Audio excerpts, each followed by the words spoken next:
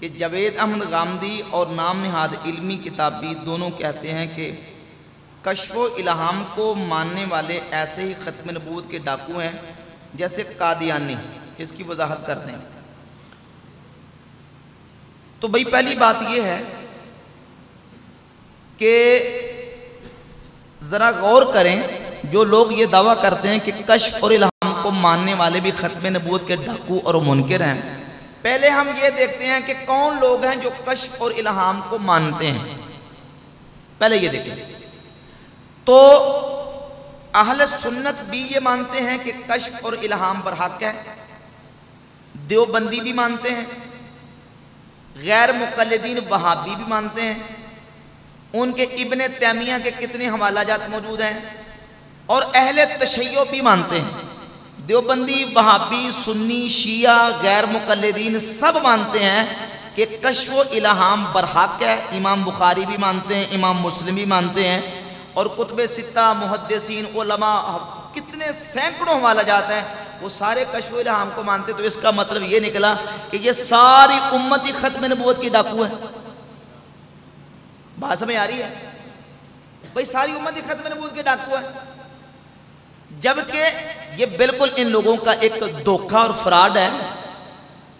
کشف اور الہام ایک الگ چیز ہے اور وحی نبوت الگ چیز ہے. دیکھیے جیسے خواب ہے، جس طرح میں نے آپ کے سامنے صحیح بخاری کی حدیث پڑھ کے سنائی کہ نبی کریم علیہ السلام نے فرمایا مومن کا سچا خواب یہ نبوت کے اجزاء میں سے 46واں جز ہے. حضور نے خود حدیث میں سچے خواب کو نبوت کا جز قرار دیا، لیکن اس نبوت کے جز قرار دینے سے کیا اس سچے خواب کو کوئی بندہ نبوت کہے گا؟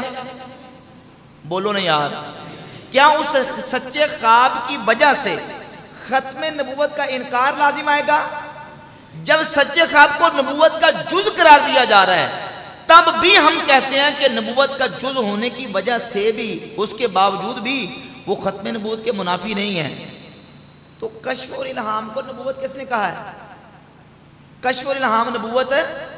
جب وہ نبوت نہیں ہے تو پھر وہ ختم نبوت پہ ڈاکہ بھی نہیں.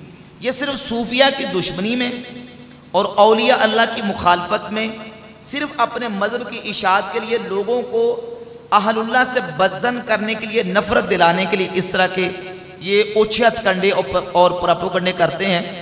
یہ بالکل ان کی فیک باتیں ہیں. اور پھر ان لوگوں کے لیے، بالخصوص وہ جو نام نہاد علمی کتابی ہیں، ان کے لیے ایک اور جواب الزامی طور پہ وہ یہ ہے کہ جس طرح یہ لوگ کہتے ہیں نا کہ کشف اور الہام یہ ختم نبوت پہ ڈاکہ ہے، اسی طریقے سے سن لیں جو قادیانیوں کا لاہوری گروپ ہے نا، وہ یہ کہتے ہیں کہ عیسیٰ علیہ السلام کے آنے کو ماننا یہ بھی ختم نبوت پہ ڈاکہ ہے. سمجھ آ رہی بات کی؟ جس طرح یہ کہتے ہیں کہ کشف و الہام ختم نبوت پہ ڈاکہ ہے، لاہوری گروپ یہ کہتا ہے کہ عیسیٰ علیہ السلام کے آنے کو ماننا یہ ختم نبوت پہ ڈاکہ ہے.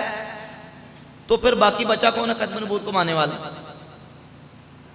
نہ عیسیٰ علیہ السلام کا آنا ختم نبوت کے منافی ہے، نہ کشف اور الہام ختم نبوت کے منافی ہے، نہ ہی رویا صادقہ سچا خواب ختم نبوت کے منافی ہے. ختم نبوت کے منافی وہ ہے کہ جو بندہ یہ دعویٰ کرے کہ اس کے اوپر وحی نبوت آتی ہے، اور وحی نبوت کا دعویٰ کرنے والا وہ اپنے آپ کو نبی کلیم کر رہا ہے، وہ ختم نبوت کا منکر ہے اور ایسا شخص کافر ہے. اور جو بھی دعویٰ کرے گا یا حضور کے بعد کسی نبی کے پیدا ہونے کو ممکن مانے گا، وہ دائرہ اسلام سے خارج ہے.